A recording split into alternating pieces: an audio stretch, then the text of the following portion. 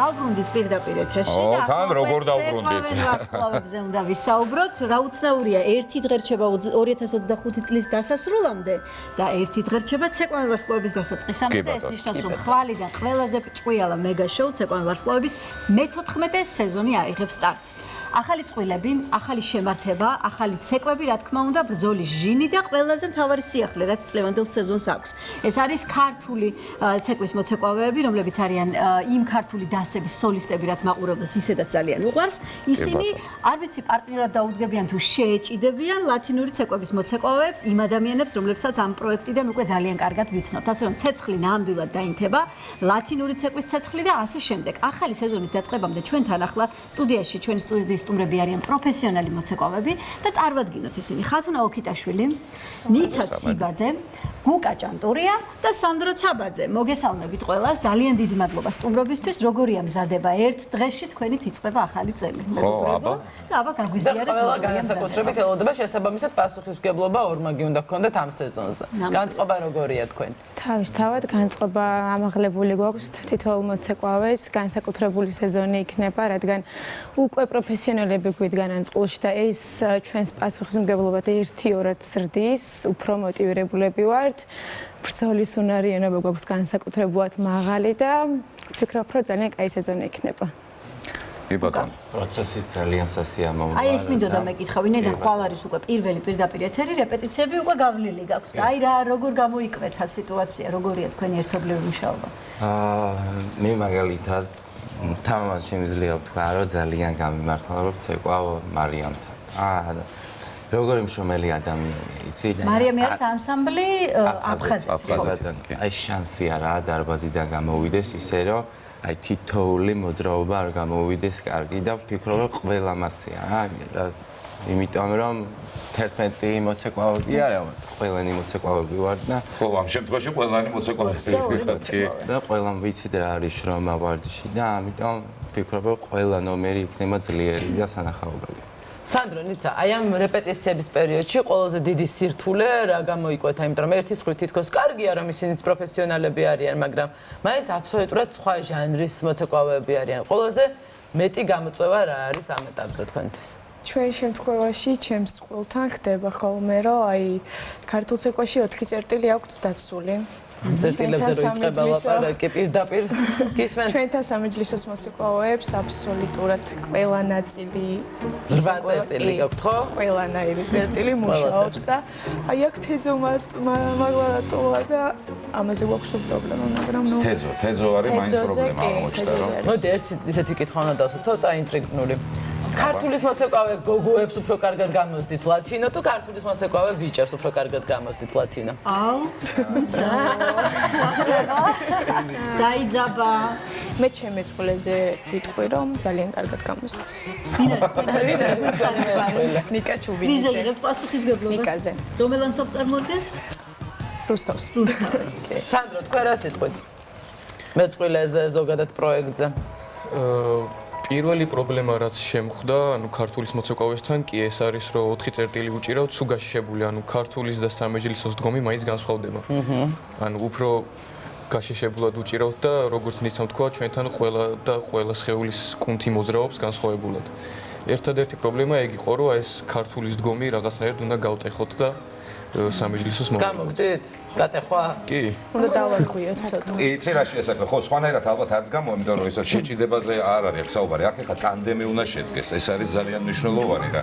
ანუ ორივე მონაწილე ერთმანეთს ეხმარებით რაღაცნაირად რომ კარგად გამოგივიდეთ ეს ამბავი. როგორ გონიათ პერსპექტივაში რას ხედავთ? შეიძლება უკვე ეს რომ მოხდეს, ანუ გამოგივათ როგორ გონიათ ეს ამბავი?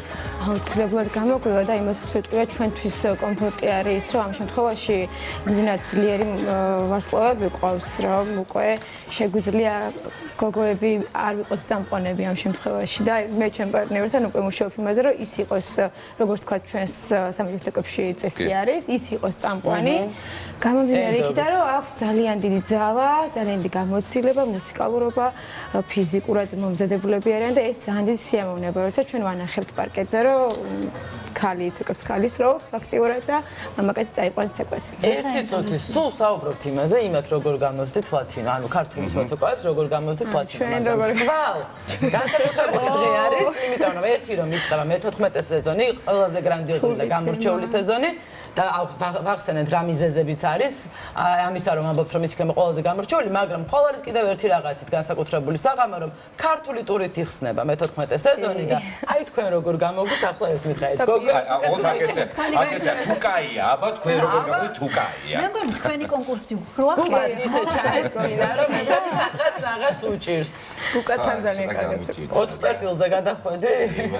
ცხოვრებაში არ მიცეკვია ქართული ცეკვა და არც კი მიცდია, მაგრამ კი გამიჭირდა თავიდან, მაგრამ აი ამათი ჟილკარაც არის ქართულ ცეკვაში, აი როგორ ვიგზენი იცით, თითქოს და რაღაცა ჩემია რა. ვაბა ვისია. აი ჟილკარ და ის ემოცია ძალიან რომ ეწონა ქართულ ცეკვაში და ვფიქრობ რომ აი თქვენ ქართული გიცეკვია გამოგვივიდეს. ამიტომ თქვენ პრინციპში რაღაცა ანუ აძიდათ არ ყელავთ როგორც ჩანს. თქვენ რას ეთქვით როგორ მე დავდიოდი ქართულ ცეკვებზე. ცეკვანოს სკოლაში სამწუხაროდ არ მომიწია ქართული ტურის ცეკვა და სულ მინდოდა ქართული ტური მეცეკვა და ახლა ცეკვავს სვანურს მაცვია ჩოხა.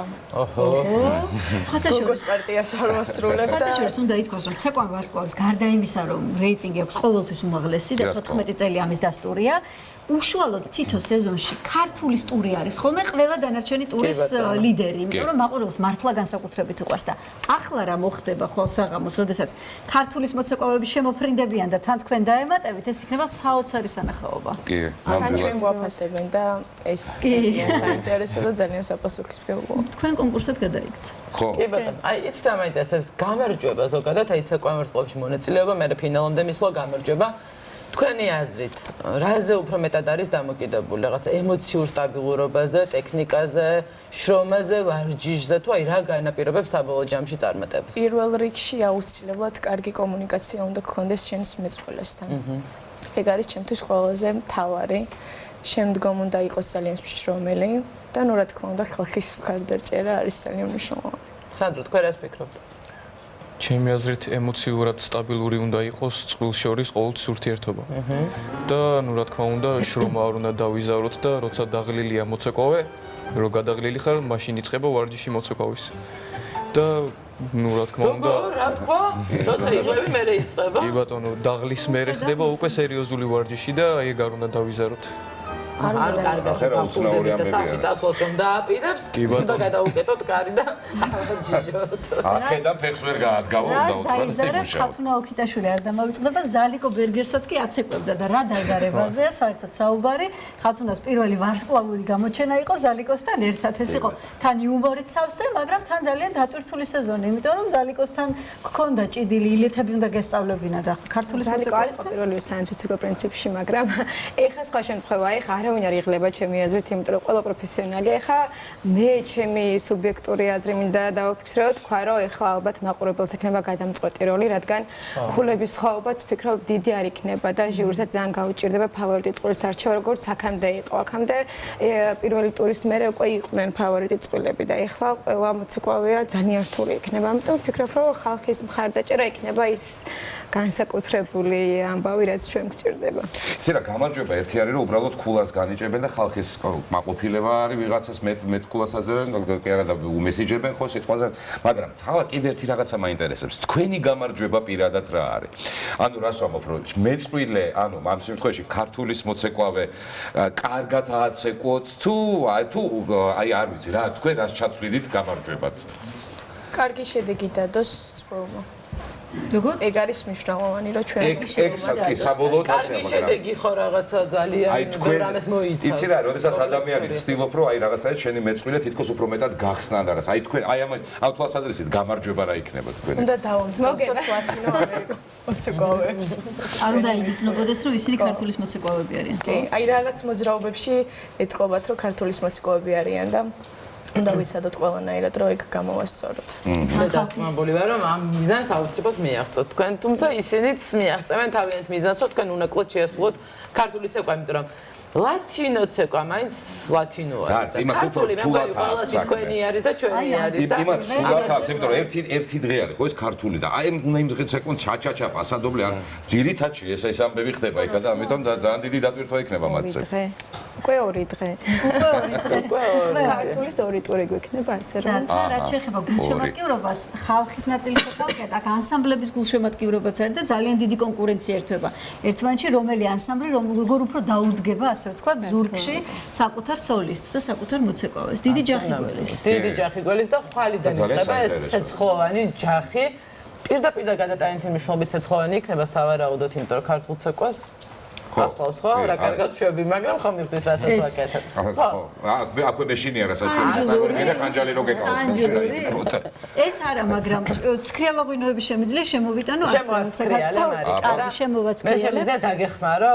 დამეხმაროინოები აქვს პედაგოგისგან ცქრიალოღვინო მაესტრო ექსტრა, რომელიც დღესასწაულს კიდევ უფრო ჯადოსნურს გახდის, მაესტრო ექსტრა ბრუტი და მაესტრო ექსტრა ბრუტ როზე. პედაგოგის ცქრიალოღვინო მაესტრო ექსტრა ბრუტ როზე დამზადებულია საფერავის ჯიშის ყურძნისგან.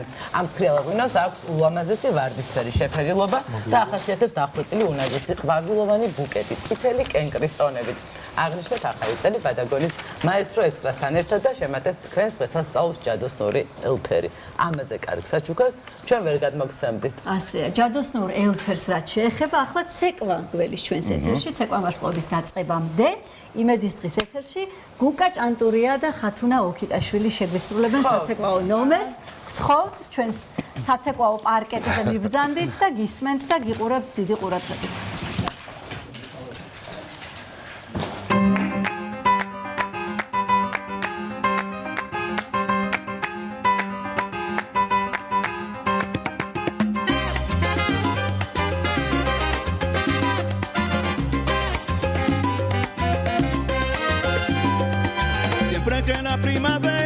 Le da su turno al verano, la costumbre del hispano es salir a vacilar.